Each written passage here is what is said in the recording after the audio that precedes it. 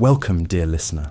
Tonight, we invite you to step quietly into the smoky kitchens, long banquet halls, and hidden storerooms of the medieval world. A world where feasts were grand, but the work behind them often grueling, thankless, and filled with the scent of boiled cabbage.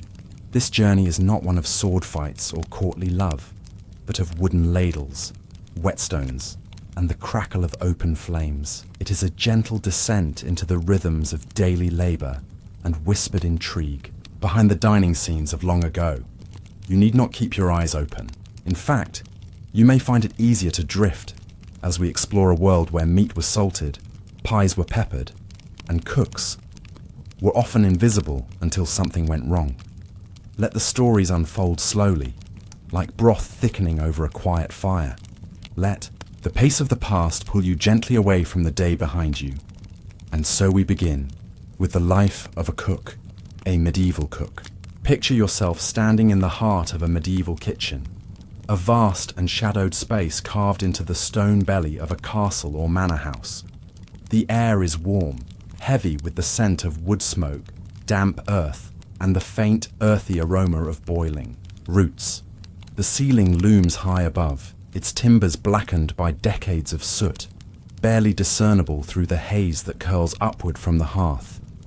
At the center of the room, a massive fireplace dominates, its flames leaping and crackling, casting a flickering glow across the rough stone walls. Suspended above the fire, a great iron cauldron sways gently on its chain, its contents simmering. A thick pottage of barley, turnips, and scraps of meat, bubbling with a slow, rhythmic gurgle. The kitchen is a world unto itself, alive with the quiet hum of labour. Servants move in a steady dance, their hands never idle. One kneels by a wooden table, its surface worn smooth by years of use, chopping parsnips with a heavy knife, the blade thudding softly against the wood. Another plucks feathers from a goose, the faint rustle of down falling to the floor like a whisper. A young boy, his face smudged with ash, turns a spit over the fire, the meat sizzling as fat drips into the flames below. At the heart of this controlled chaos stands the cook, often a woman, her hair tucked beneath a linen cap, her hands rough and scarred from years of toil. She moves with a quiet authority, her eyes scanning the room, her voice low but firm as she directs the flurry of activity. This is her domain, the pulse of the household, but it is no place of ease. To be a medieval cook is to live in a constant struggle against fire, scarcity, and the weight of expectation. The kitchen is a battlefield where every day tests the limits of skill, patience, and endurance. Begin with the tools of her trade, or rather, the lack of them. In our modern kitchens, we rely on recipes, precise lists of ingredients and steps, printed in books or glowing on screens. But for the medieval cook, such luxuries do not exist. Knowledge is a living thing, passed down through whispered instructions, watchful eyes, and years of practice. A pinch of sage, a handful of oats, a simmer until the broth thickens. These are not written rules, but instincts honed by repetition. The cook carries her recipes in her mind, a tapestry of memory woven from the voices of mothers, aunts, or fellow servants. There are no measurements, no timers, only the feel of the dough, the scent of the stew, the look of the fire. This reliance on instinct makes every dish a gamble. Ingredients are rarely consistent. One day, the pantry might hold a sack of barley, a few withered carrots, and a tough cut of mutton. The next, there might be only onions and a rind of cheese. The cook must adapt, stretching what little she has to feed dozens, sometimes hundreds, from the lowliest scullion to the lord of the manor. The seasons dictate her work. Summer brings fresh herbs and greens, but winter offers only what was preserved months before. The rhythm of their lives is tied to the land, to the harvest, to the unpredictable yield of the fields. And what of those ingredients? The medieval pantry is a humble one, far removed from our shelves of spices and packaged goods. Root vegetables, turnips, parsnips, onions are the backbone of most meals, their earthy flavours dominating the pot. Grains like barley, rye or oats form the base of pottages and breads. Their texture coarse and heavy, filling but rarely delicate. Meat, when available, is a treasure, but it is often tough, requiring hours of boiling to soften. A chicken might be scrawny, a pig lean, a cow past its prime. The cook must coax flavour from these reluctant ingredients, relying on herbs grown in a small garden patch: thyme, rosemary, parsley, or dill. These are familiar friends, but they are used sparingly, their potency rationed to last through the year. Spices are another matter entirely. In our time, we reach for jars of cumin, paprika, or turmeric without a thought. But in the medieval world, spices are a luxury, their presence a mark of wealth and status. Salt, mined or harvested from the sea, is a precious commodity, stored in locked chests and measured with care. A cook might sprinkle it with reverence, knowing its power to transform a dish or preserve a haunch of meat. But exotic spices, cinnamon, cloves, nutmeg, or the fiery bite of pepper are beyond her reach. These are the treasures of merchants and nobles, traded across continents at prices rivaling gold. In a common kitchen, a dish might taste of little, more than salt and herbs, its flavour muted, its texture heavy. Imagine stirring a pot of pottage, its surface a dull grey, its aroma a faint echo of onion and thyme. For the common folk, this is sustenance, not pleasure. The hearth is both the cook's greatest ally and her greatest foe. Its flames are the lifeblood of the kitchen, providing the heat needed to boil, roast and bake. But they are also a constant danger. The fire burns day and night, its heat turning the kitchen into a sweltering inferno. Even in the depths of winter, the cook's hands bear the scars of her trade, burns from stray sparks, scalds from boiling water, blisters from gripping hot iron. Long-handled spoons and tongs offer some protection, but accidents are as common as the clatter of pots. A sleeve brushes too close to the flame, a pot tips, a burst of steam catches an unwary hand. These are the risks of the kitchen, as routine as the chopping of vegetables. The physical toll is relentless. The cook stands for hours, her back aching, from bending over tables, her arms heavy from stirring colgrons or kneading dough. The air is thick with smoke, stinging her eyes and coating her lungs with a faint grit. The floor, whether packed earth or rough stone, is slick with grease, water or spilled broth, making every step a cautious one. The kitchen is a place of heat, noise and constant motion, yet the cook cannot falter. The household depends on her, from the servants who eat her pottage to the lord who expects a feast. The social hierarchy adds another layer of strain. The cook is a vital cog in the machine of the household, yet she is rarely seen, rarely praised. Her work is invisible until it fails: a burnt roast, a spoiled stew, a dish too bland for the lord's taste. Servants and scullions answer to her, but she answers to the steward or the lady of the house, whose expectations are high and patience thin.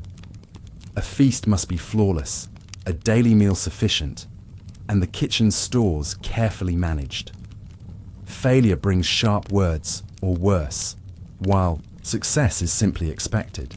Consider too the monotony of the common diet. For the lower classes, meals are repetitive, centered on pottage, a thick, hearty mixture of grains, vegetables, and whatever meat or bones can be spared.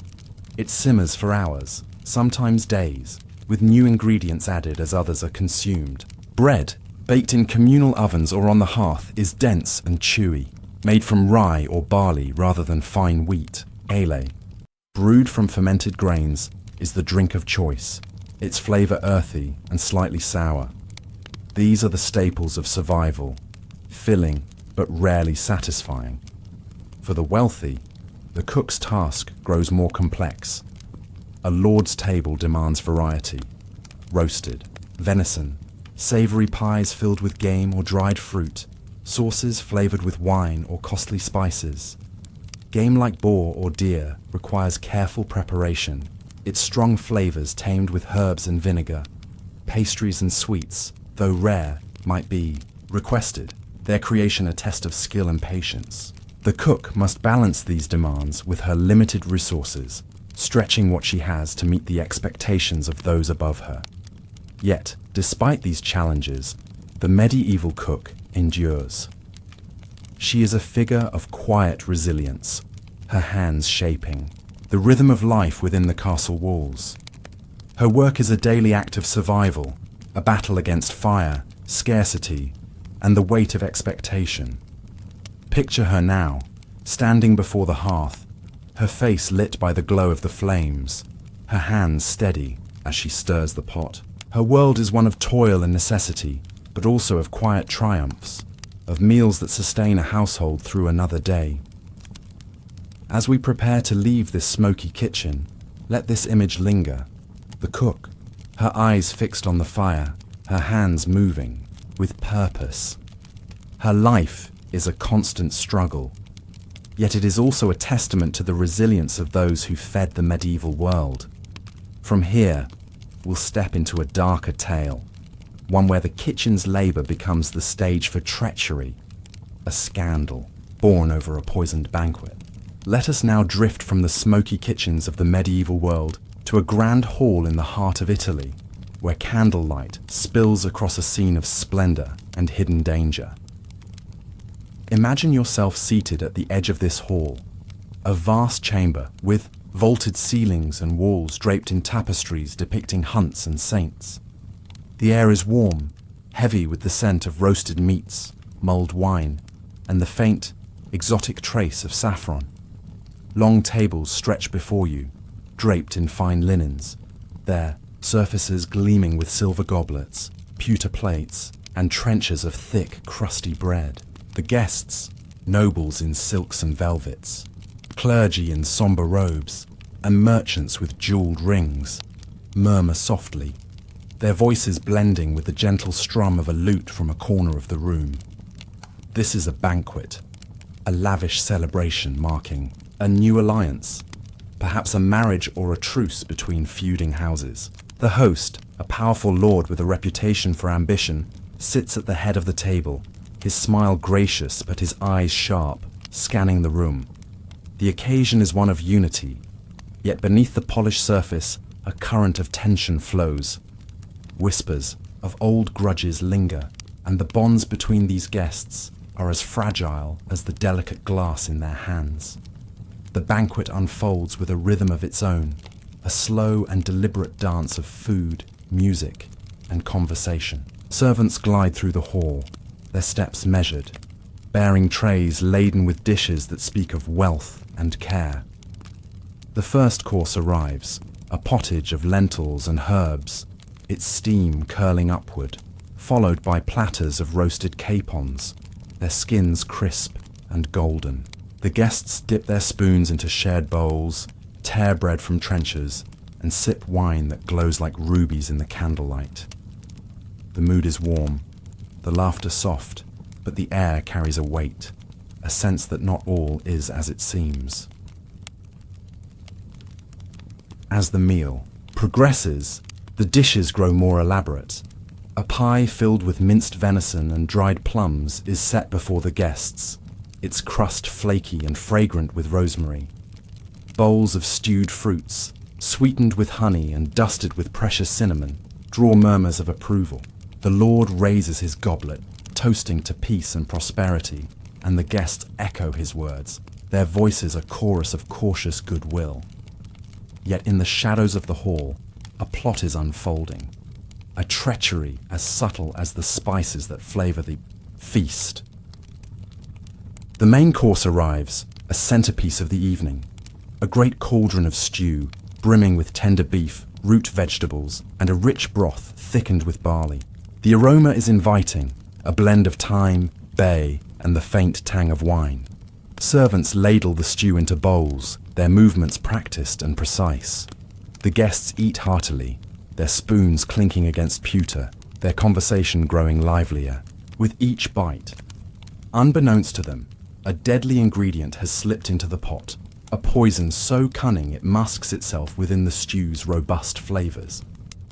The poison is the work of a rival, a lord whose smile hides a heart burning with resentment. Perhaps he was slighted in a past deal, or his lands were encroached upon by the host's growing power.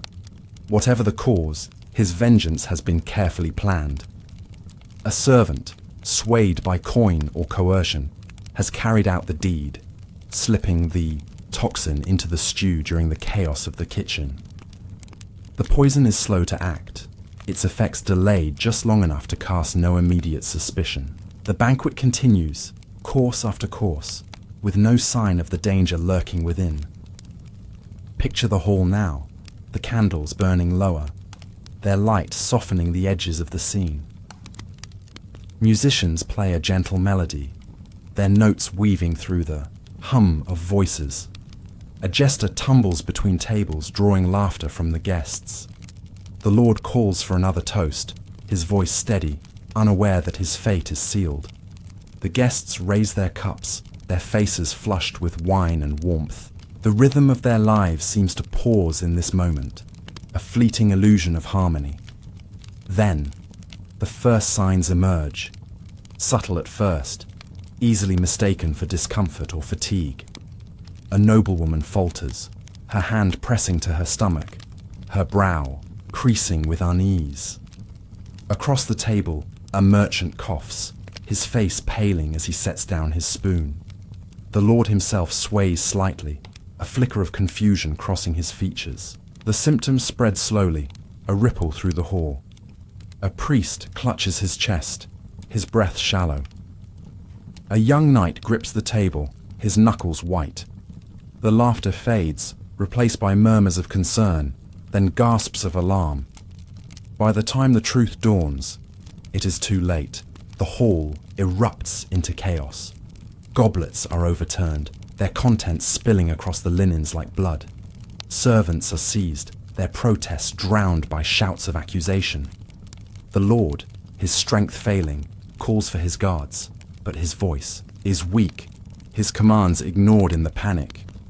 The poison works its silent havoc, claiming life after life with a cold inevitability. Some collapse where they sit, their faces frozen in shock. Others stumble toward the doors, only to fall before they reach the cool night air. The aftermath is a tableau of sorrow and suspicion. The banquet, meant to forge bonds, has shattered them instead. The surviving guests, those who ate sparingly or avoided the stew, are left to piece together the tragedy. Fingers point in every direction, to rival lords, to disgruntled kin, to the servants who prepared the meal. The kitchen is searched, its pots and pantries turned upside down, but the poisoned source remains elusive. The traitor, whether the rival lord or his agent, has vanished into the night, leaving only whispers in their wake. In the days that follow, the scandal reverberates through Italy's noble houses. The poisoned banquet becomes a legend, a cautionary tale of trust betrayed. Alliances fray, marriages are postponed, and the delicate web of power unravels. The Lord's household is left in disarray, his heirs squabbling over what remains. The servants, innocent or not, face suspicion and punishment, their lives upended by a crime they may not have understood. The kitchen, once a place of labour and warmth, becomes a symbol of treachery, its hearths growing cold as the castle mourns. Yet, even in this darkness, life persists. The rhythm of the medieval world resumes, however haltingly. New feasts are planned, new alliances forged, though with greater caution. The memory of the poisoned banquet lingers, a shadow cast over every shared meal. Guests eye their plates with wariness, and lords employ tasters to sample their food. The trust that once bound these halls is slow to return, its absence a quiet wound. Reflect for a moment on the fragility of this world. A banquet meant to celebrate unity became a stage for betrayal. A dish crafted with care carried death in its depths. The medieval kitchen, as we saw in our last segment, was a place of struggle and resilience, but it was also a place where power and danger intertwined. The cook, laboring over her pots, could not have known the role her work would play in this tragedy. Her hands, so skilled at coaxing flavor from simple ingredients, were unwitting pawns in a game of ambition and revenge. As we ease away from this tale, let the echoes of the banquet hall fade. The candles burn low, the music falls silent, and the guests, living or lost, slip into the shadows of history. The medieval world was one of splendor and peril, where a single meal could shift the course of lives. Let us carry this thought forward, gently, as we turn to our next segment.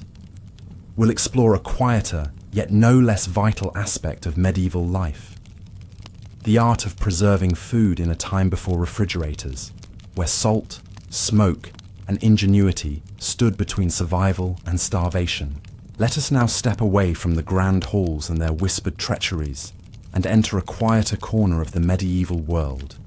A storeroom tucked behind the kitchen, its walls lined with shelves and barrels, its air cool and faintly musty.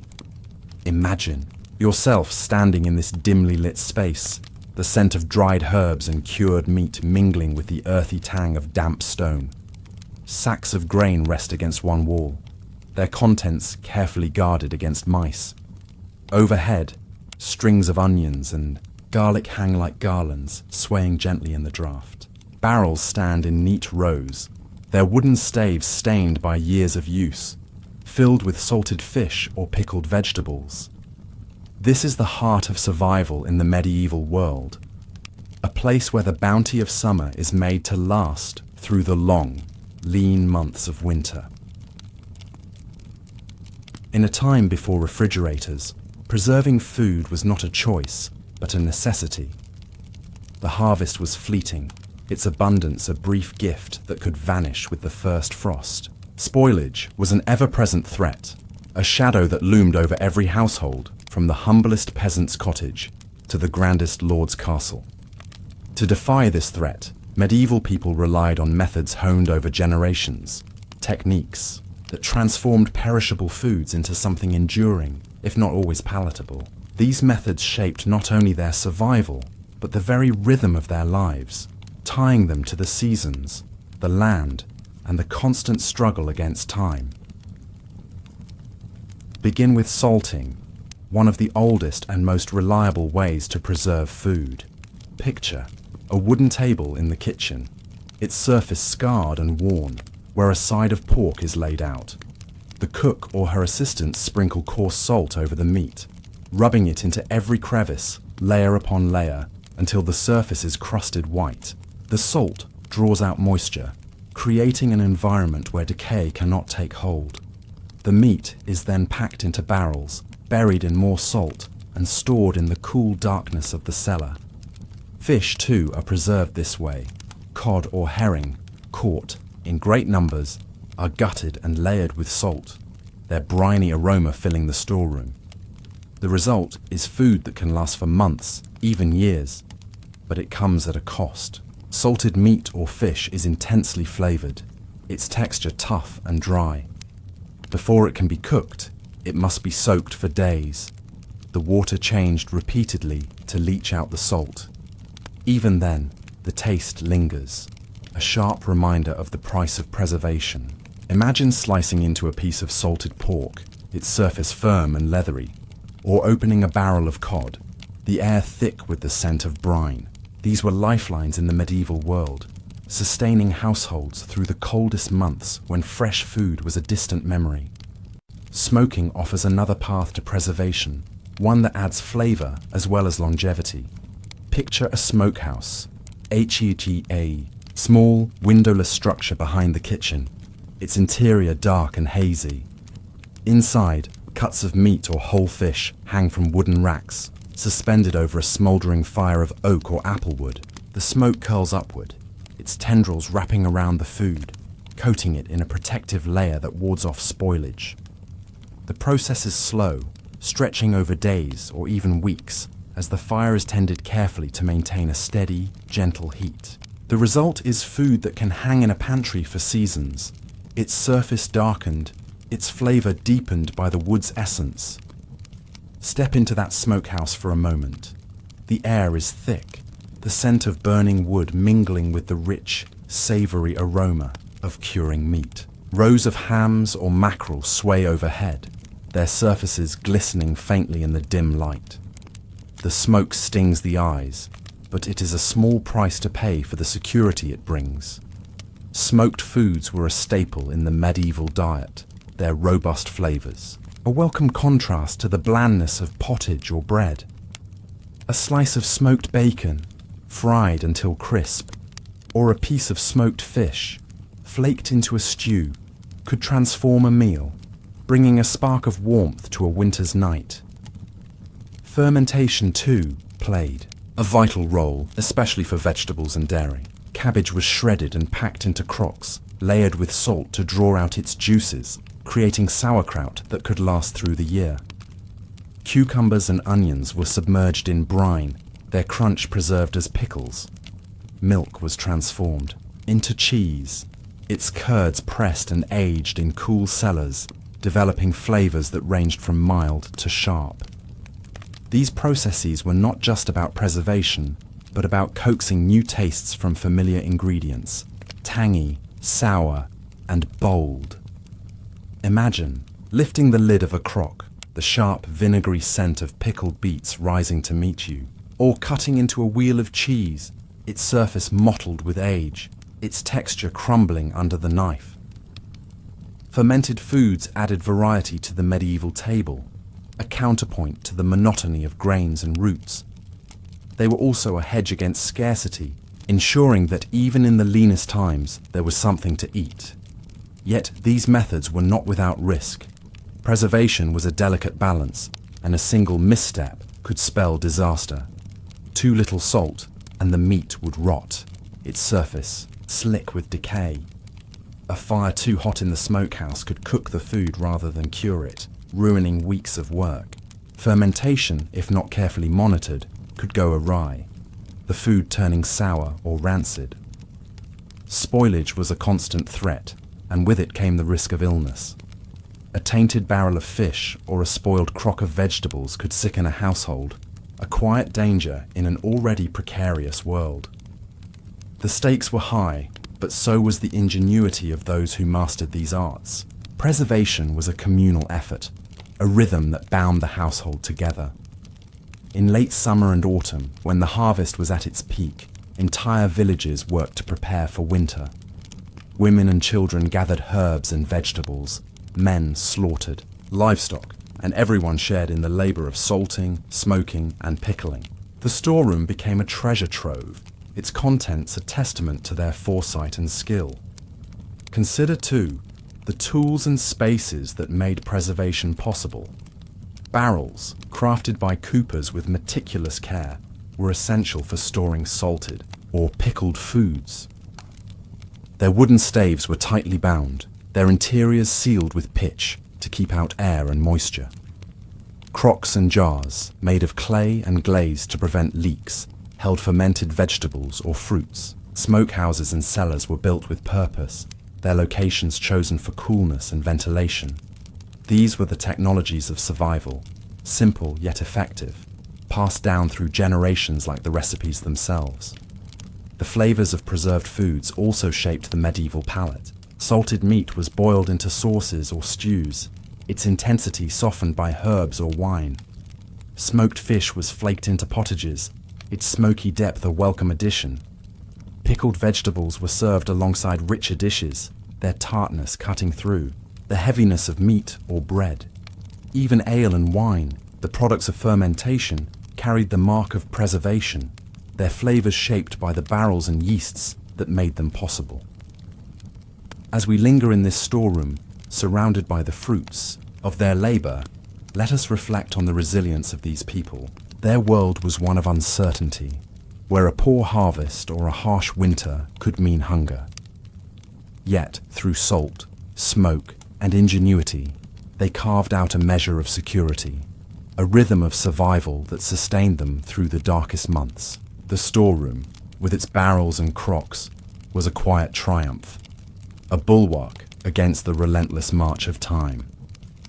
Now, as we prepare to leave this cool, shadowy space, let us carry this sense of resourcefulness with us. The medieval world was one of struggle, but also of adaptation, where every season brought new challenges and new solutions.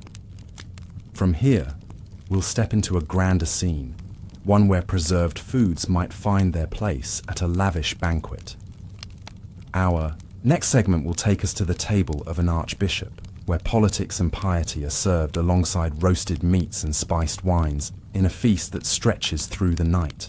Now, dear listener, let us step from the cool, musty storerooms into the radiant glow of a grand dining hall, where candlelight dances across stone walls adorned with tapestries of saints and rolling hills.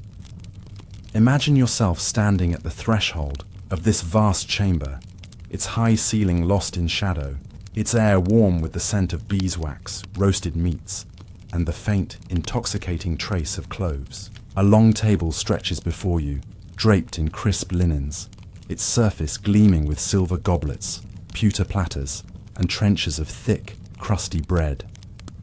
At the head of the table sits the Archbishop, his robes a cascade of crimson and gold, his presence commanding yet serene. Around him are nobles in velvet doublets, clergy in somber black, and favoured allies, each seated according to rank, their voices a soft murmur beneath the vaulted roof. This is no ordinary meal, but a banquet, a spectacle of power and piety, where every dish, every gesture carries weight. The hall hums with anticipation, the air thick with the aroma of warm bread and mulled wine. Servants move with practiced grace, their steps silent on the rush-strewn floor, bearing trays laden with dishes that speak of wealth and influence. The guests settle into their places, their faces lit by the flicker of candles, their hands resting lightly on the table. The rhythm of their lives slows to the pace of this feast, a ritual that binds them in a delicate dance of politics and faith. The first course arrives, heralded by a soft clatter of pewter against wood. It is a pottage, a warm, hearty blend of beef, barley, and root vegetables, its surface flecked with chopped parsley. The aroma is comforting, a blend of earth and herbs, and the guests dip their spoons into shared bowls, tearing bread from the trenchers to soak up the broth. The pottage is simple, yet rich, a nod to the land that sustains them, its ingredients drawn from the storerooms we visited in our last segment, perhaps salted beef or dried herbs, carefully preserved to last through the seasons. As the pottage is cleared, the banquet unfolds with a rhythm as steady as a heartbeat. The next course is a platter of roasted venison, its surface glistening, its juices pooling on the pewter. The meat is tender, flavoured with rosemary and a hint of costly pepper, a spice so rare it signals the Archbishop's wealth. Servants carve the venison at the table, their knives flashing in the candlelight, and the guests murmur their approval, their voices blending with the soft notes of a lute from a corner of the hall. Alongside the venison come savoury pies, their crusts golden and flaky, filled with minced game and dried plums, their sweetness tempered by a touch of vinegar. The table is a canvas of abundance, each dish a testament to the labour of the kitchen and the ingenuity of preservation. Bowls of stewed fruits appear, their surfaces dusted with cinnamon, their colours vibrant against the pale linens. Custards, smooth and creamy, are laced with honey, their texture a delicate contrast to the hearty meats. A rice dish, stained golden with saffron, draws gasps of admiration. Saffron, a spice more precious than gold, is a bold statement of the Archbishop's reach.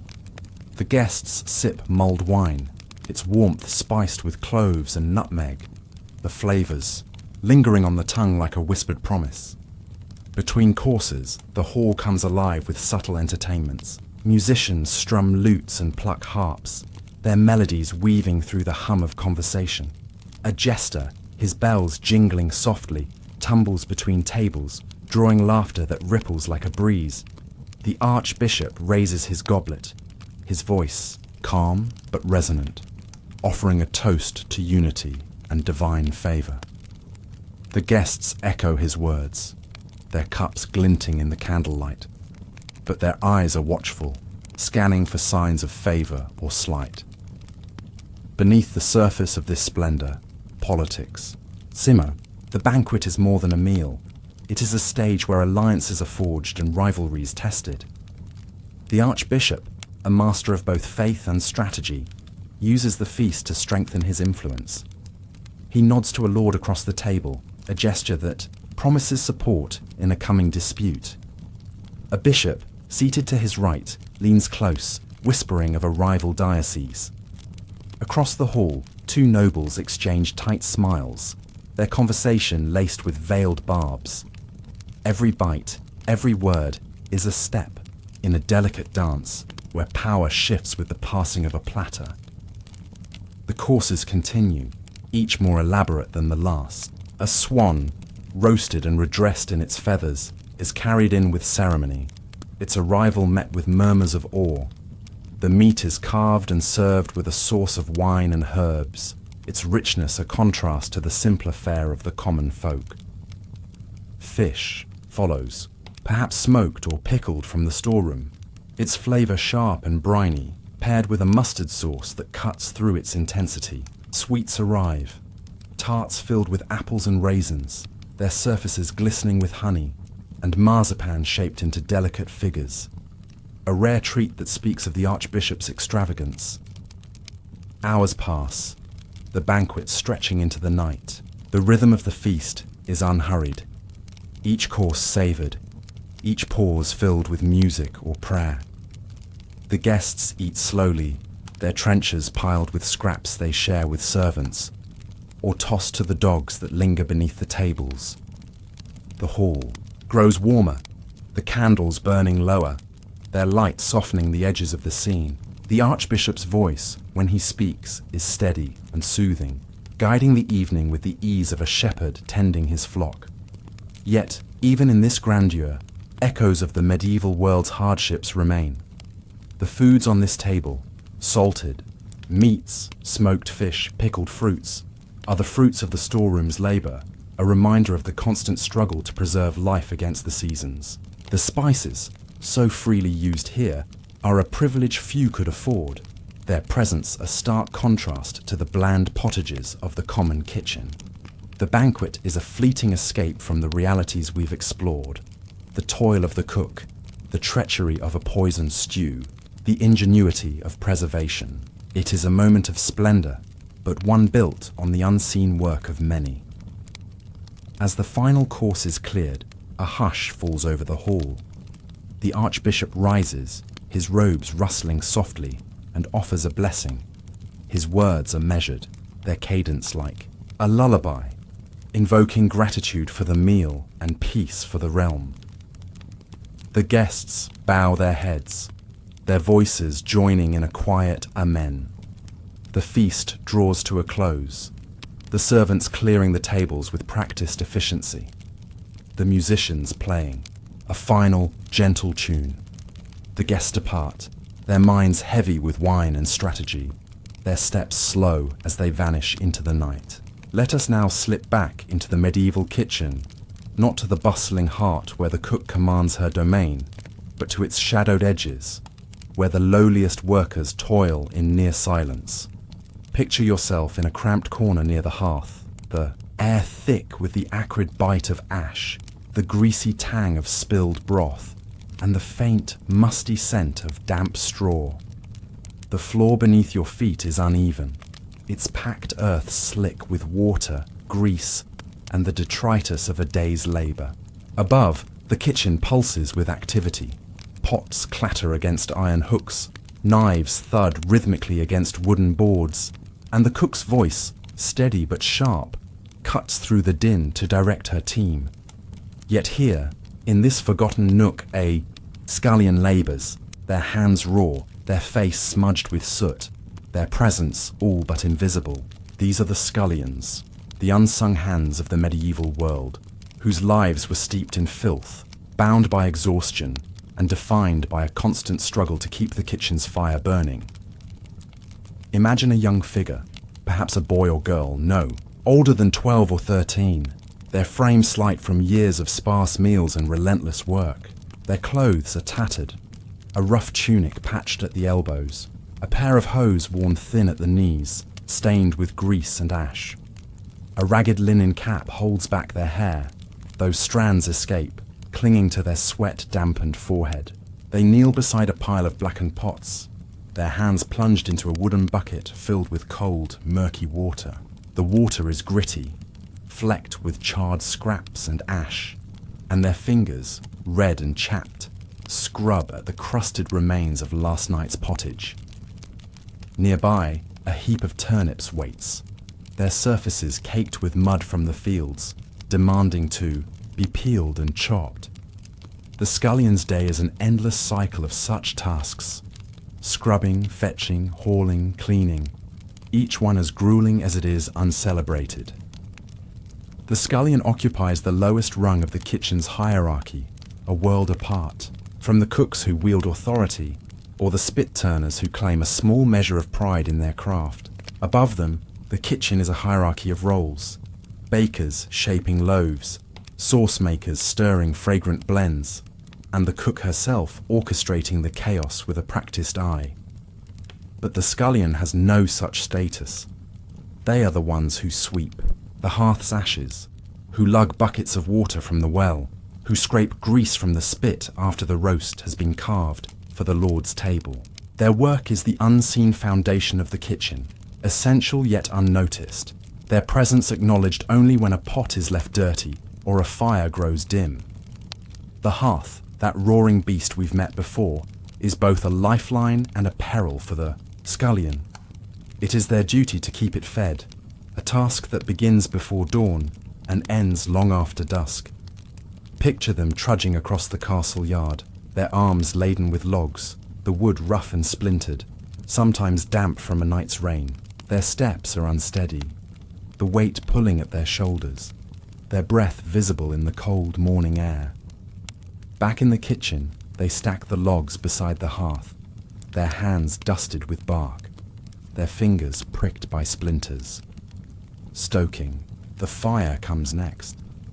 Kneeling close to the flames, they wield a heavy poker or pump a bellows, coaxing the embers into a steady blaze. Sparks leap, catching on their sleeves or singeing their hair, and the heat is unrelenting, turning their face flushed and their eyes watery. A moment's lapse could mean a burn, a scar to join the patchwork of marks on their skin, each one a silent testament to their daily dance with fire. Cleaning is the scullion's primary burden, and it is a task steeped in filth. The kitchen is a place of constant mess. Grease drips from the spit, broth spills from overturned pots, and ashes scatter with every gust through the open door. The scullion is the one who restores order, armed with little more than rags, a bucket, and sheer endurance. Imagine them scrubbing a cauldron, its interior blackened with the residue of countless stews, the metal unyielding beneath their cloth. The water in their bucket grows darker with each swipe, a muddy soup of ash and grease that clings to their hands. The task is Sisyphean, for as soon as one pot is clean, another is thrust into their hands, fresh from the hearth. The floor demands attention too, swept with a straw broom to clear the mud, tracked in by servants, or the bones tossed by the dogs that slink beneath the tables. The rushes on the floor, meant to keep the space clean, are often sodden, their sweet scent long faded, adding to the scullion's endless labour. The physical toll of this work is immense. The scullion's hands are a map of their trade, cracked and red from cold water and harsh lye, the nails chipped or blackened from scraping ash. Cuts are common, from a slipped knife or a jagged pot rim, and burns mark their arms, left to heal without salve or bandage. Their back aches from hours bent over tables or hauling water, their shoulders stiff from carrying sacks of barley or barrels of salted fish. The kitchen is a cacophony of heat, noise, and motion, yet for the scullion it is a place of solitude, their labour often solitary, even amidst the crowd. They move through their tasks in silence, their presence a shadow against the kitchen's glow. Food, for the scullion, is a distant reward, a faint echo of the abundance they help create. While the kitchen churns out pottages for the household and roasts for the Lord's table, the scullion eats last, if at all. Their meals are scraps, burnt crusts of rye bread, the dregs of a stew too watery for the servants, or a withered carrot deemed unfit for the pot. Ale, sour and thin, washes it down, sipped from a shared cup or a chipped mug passed among the kitchen's underlings. Hunger is a constant companion, a dull ache that lingers even as they handle the raw materials of plenty, sacks of grain, haunches of meat, baskets of herbs. The irony is stark. They labour to feed others, yet their own bellies often remain empty, their strength drawn from sheer will rather than nourishment. The scullion's life is not without moments of fleeting connection, though they are rare and hard-won. In the quiet hours, when the kitchen slows and the cook's attention turns elsewhere, they might exchange a few words with another scullion, their voices hushed to avoid notice. They speak of their villages, left behind for a life of service, or of siblings they hope to see again. They share tales of small triumphs, a pot cleaned to a rare shine, a kind word from a baker, or dreams of a future beyond the kitchen's walls. These moments are brief, for the kitchen's demands are relentless, and idleness invites a sharp rebuke from the cook or steward. Yet, they are a spark of humanity, a reminder that even in this world of filth and toil, there is room for hope, however faint. The dangers of the scullion's life extend beyond burns or hunger. The kitchen, with its damp floors and smoky air, is a breeding ground for illness. The water they drink, drawn from a well or a nearby stream, is often cloudy, carrying the threat of fever or worse. Scraps of food, left too long in the heat, can turn sour, and the scullion, with no choice but to eat what is given, risks sickness with every bite. A cut or burn, left untreated, can fester, and rest is a luxury they cannot afford. In rare cases, a scullion might be blamed for a kitchen's failure, a spoilt dish, a fire gone out, and punishment could be swift, from a tongue lashing to a blow from the steward's hand. The medieval world was unforgiving, and for those at its margins, survival was a daily act of resilience. Yet, the scullion's work was the backbone of the kitchen, the unseen pulse that kept the household fed. Without their labour, the pots would remain dirty, the hearth cold, the tables bare. They were the hands that scrubbed the cauldrons that held the cook's pottages, that carried the wood for the fires that roasted the Archbishop's venison, that swept the floors where treachery unfolded over a poisoned stew. Their lives were a constant struggle, steeped in the filth of the kitchen's underbelly, but they were also a quiet triumph, a testament to the endurance of those who worked in the shadows. Their world was not without its small rewards. A scullion might learn a skill by watching the cook, how to chop an onion without wasting it, how to season a broth with a pinch of thyme. Over time, a clever scullion might rise, perhaps becoming a spit turner or an assistant to the baker, their hands finding new purpose. These were rare paths, but they existed, a faint promise that their labour might one day lead to something more.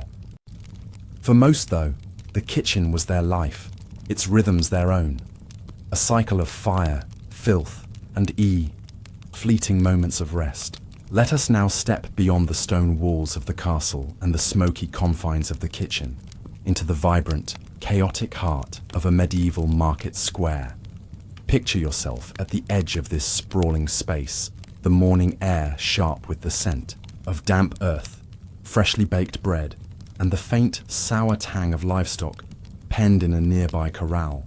The square is a living mosaic, its cobblestones uneven, slick with mud, vegetable scraps, and straw trampled underfoot by a swelling crowd. Wooden stalls line the perimeter, their awnings sagging with morning dew, their surfaces crowded with wicker baskets, wooden barrels, and coarse cloth bundles.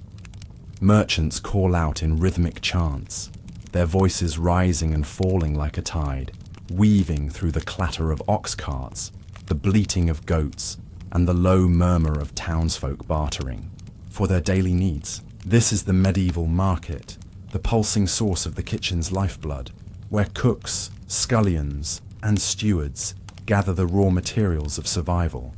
A place of fire in its restless energy, filth in its crowded lanes, and flavorless feasts, born of scarcity and necessity. Imagine the scene as dawn breaks, the sky pale with the first light of day, casting long shadows across the square. The market stirs slowly, like a beast rousing from slumber. Farmers arrive first, their carts creaking under sacks of barley, rye, or oats, the grains flecked with chaff and dust from the threshing floor. Baskets brim with turnips, parsnips, and onions, their roots clumped with soil, their surfaces knobby, from poor fields or a dry season. Cages of hens, geese, or pigeons cluck and coo, their feathers ruffled by the jolting journey from farm to town. Fishmongers follow, setting up stalls slick with the briny sheen of cod, herring, or eels, the air around them heavy with the scent of the sea, tinged with the faint rot of fish left too long in the open.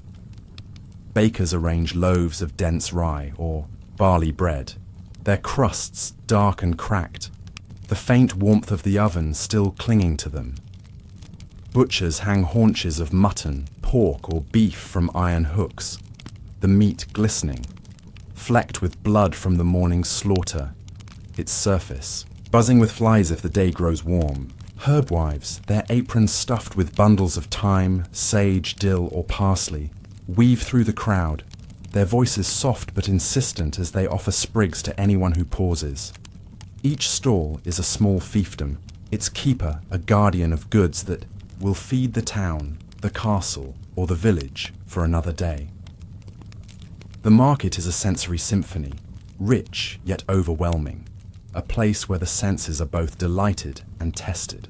The air carries a chorus of smells, warm bread cooling on wooden racks, rotting cabbage leaves trampled into the mud, the sharp tang of cheese wheels stacked high under coarse cloth, the musky odour of goats, sheep, and oxen penned at the square's edge. Sounds layer upon one another, the sharp haggling of a merchant and a steward, the laughter of children darting between stalls, the dull thud of a cleaver against a butcher's block, the creak of a cartwheel stuck in a rut, the distant toll of a church bell marking the hour. Colours leap from every corner, green leeks spilling from wicker baskets, the pale gold of butter in wooden tubs, the deep red of a slab of beef, the vibrant yellow of mustard seeds in a sack, the purple blush of plums in late summer. Yet beneath this vibrancy lies a persistent layer of filth. The cobblestones are littered with straw, peels, and animal droppings, churned into a muddy paste by the crowd's ceaseless tread. The air grows thick with dust as the day warms, stinging the eyes and coating the throat with a faint grit. For those who supply the kitchen, this is where their labour begins, a place as vital as the hearth, yet far more unpredictable, its energy, a fire that burns with both promise and peril. Picture a scullion, perhaps one we met in the kitchen's shadows, sent to the market with a few worn coins clutched tightly in their hand and a list of needs held in memory or scratched onto a scrap of parchment. Their tunic is patched, their basket empty, their face still smudged with the soot of yesterday's hearth. They move through the crowd, jostled by merchants, servants, and townsfolk. their steps cautious on the slippery stones, their eyes scanning the stalls with a mix of caution and urgency. Their task is deceptively simple: to secure enough onions, barley, or perhaps a small cut of meat to stretch the kitchen's dwindling stores. But the market is a battleground of its own, where prices shift with the merchant's mood. Quality varies from stall to stall, and every purchase is a gamble against spoilage or scarcity. The scullion must haggle, their young voice steady despite their inexperience, knowing that failure could mean a lean meal or a sharp rebuke from the cook upon their return to the castle. The goods available are often humble, a reflection of the medieval world's limits and the land's uneven bounty. Root vegetables dominate the stalls: turnips, parsnips, carrots, and onions. Their surfaces gritty with earth, their shapes uneven from poor soil or drought. Some are fresh, their colours bright, but others are wilted or bruised, salvaged from the edges of a field. Grains like barley, rye, or oats are sold in coarse sacks, their contents flecked with chaff, husks, or the occasional pebble, requiring careful sifting before they reach the pot. Meat is scarce and rarely prime. The best cuts, tender beef, plump poultry, or succulent pork, are snapped up by wealthy stewards for the Lord's table, leaving stringy mutton, tough pork, or offal like liver or tripe for the common kitchen. Fish, unless freshly caught from a nearby river or stream, is salted or smoked, its texture dry and its flavour sharp, a product of the preservation techniques we explored in the storeroom. Herbs like thyme, rosemary, parsley, or dill are plentiful. In summer, their scents fresh and green, but grow scarce as winter looms, their potency fading with each passing month. Spices, cinnamon, pepper, cloves, or saffron are rarities, locked in the pouches of wealthy traders who cater to nobles, their prices far beyond the scullion's meagre purse. The market offers sustenance, but rarely abundance, and the ingredients here are the raw materials of the flavorless feasts that fill most tables, from the castle's servants to the village's poor. Haggling is a ritual, a dance of words and cunning that defines the market's rhythm and tests the scullion's resolve. Picture them approaching a vegetable store, their eyes scanning a pile of carrots, their tops wilted, but their roots firm beneath a layer of dirt. The merchant, a woman with a weathered face and a shrewd gaze, names a price: 3 pennies, far too high for the scullion's purse. They counter, offering 1 penny for a smaller bundle, their tone respectful but firm, their heart racing with the weight of their task. The merchant scoffs, gesturing to the crowd, claiming her carrots are the sweetest in the square, fresh from her own fields just beyond the town walls. Back and forth they go, each word a careful step, the scullion citing the carrots wilted. Tops, the merchant insisting on their quality. A deal is struck. 2 pennies for a modest bundle, with a few extra carrots tossed in as a gesture of goodwill. The scullion hands over their coins, their fingers brushing the merchant's calloused palm, and tucks the carrots into their basket, its weight a small triumph. But the day is long, and more stalls await. Grain to barter for, herbs to inspect, perhaps a salted fish or a scrap of mutton if the coins stretch far enough. Each negotiation is a test, a moment where the scullion must balance thrift with the kitchen's needs, their success measured in the weight of their basket and the coins left in their hand. The market's social fabric is as complex as its goods, a web of relationships that shape every exchange. Merchants know their regulars, stewards from the castle, cooks from wealthy households, or scullions sent on urgent errands. They offer better deals to those they trust, or slip an extra onion to a familiar face. But they are also wary, quick to spot a new buyer who might be cheated with a higher price or a poorer cut. The scullion, young and often unknown, must navigate this web with care, learning which merchants are fair and which inflate their prices for the unwary. They overhear snippets of conversation, farmers grumbling about a late frost, fishmongers boasting of a good catch, herb wives whispering of a healer's remedy. These fragments paint a picture of the world beyond the kitchen, a world of harvests, rivers, and village life that the scullion rarely sees. The market is not without its perils, a shadow that lingers beneath its bustling surface. Pickpockets move like ghosts through the crowd, their hands swift and unseen, and a scullion's coins, hard-earned and carefully guarded, are a tempting prize. A moment's distraction, a merchant's shout, a child's cry, could mean the loss of their purse, leaving them empty-handed and dreading the cook's wrath. Spoilage is another threat.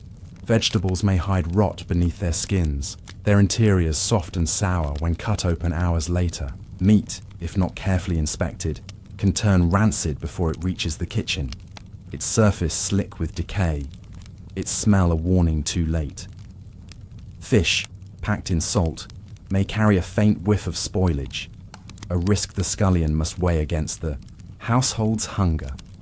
Illness hovers in the air, carried in the dust kicked up by the crowd, the water used to rinse produce at the stalls, or the hands that handle raw meat. A scullion might return with tainted goods, unknowingly bringing sickness to the household, a silent danger we've seen in the kitchen's shadows and the poisoned banquet's tragedy. The market's energy is a fire of its own, burning with the promise of sustenance, but it is a flame that can flicker and falter, its warmth tempered by uncertainty. The seasons shape the market's rhythm, a cycle that mirrors the kitchen's own ebb and flow. In summer, stalls brim with greens, cabbage, leeks, and spinach, their colours bright and their scents fresh.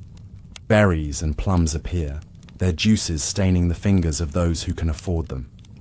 Herbs are abundant, their bundles lush and fragrant, ready to season a pottage or a sauce. Autumn brings apples, pears, and root vegetables, their earthiness a promise of winter's stores.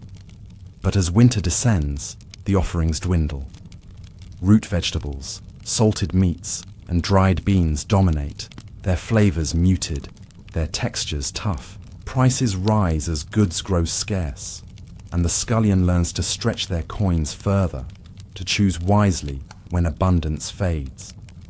The market is a microcosm of the medieval world's struggles, a place where survival is bartered for, where every purchase is a small act of defiance against the lean months ahead.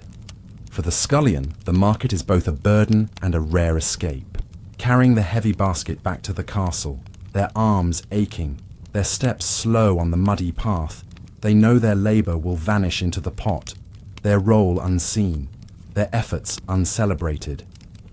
Yet the market offers a glimpse of freedom, a moment outside the kitchen's heat and hierarchy, where the air is fresh, the voices varied, and the world feels larger than the hearth's glow. They might pause to watch a juggler tossing apples, or listen to a peddler's tale of distant lands, their mind wandering before duty pulls them back. These moments are fleeting, but they linger, a quiet spark in a life of toil. The goods purchased. Here are the lifeblood of the kitchen we've come to know. The onions and barley will become pottage, simmered over the hearth by the cook's skilled hands. The salted fish will be soaked and stewed, its flavour a nod to the storeroom's ingenuity. The herbs will season a sauce, perhaps one served at the Archbishop's banquet, their faint aroma of fleeting luxury. The market is where these stories begin, where the scullion's toil finds its purpose, and where the rhythm of survival pulses with a quiet, relentless energy. As we linger in this bustling square, let us reflect on its place in the medieval tapestry. The market was a source of life, but also a mirror of the challenges we've explored, the filth of its lanes, the fire of its commerce, the simplicity of its goods that shaped the flavourless feasts of the common table. It was a place where the kitchen story took root, where the scullion's labour connected to the land, and where the human spirit endured amidst mud and clamour. Now, as we prepare to leave this crowded scene, let us carry its vitality with us, a final thread in our journey, as we move toward our closing reflections. And so, dear listener, our journey through the medieval world draws to a close. We've lingered in smoky kitchens, sat in the shadow of a poisoned banquet, explored storerooms, dined with an archbishop, knelt with scullions, and wandered a bustling market. These lives, steeped in fire, filth, and flavorless feasts, wove a tapestry of resilience and necessity. Now, as you drift to rest, let the comforts of your time, modern kitchens, abundant tables, ease you. Picture the market fading, its voices softening, or the kitchen's hearth glowing faintly. Let the past slip away, leaving only the peace of this moment. Good night.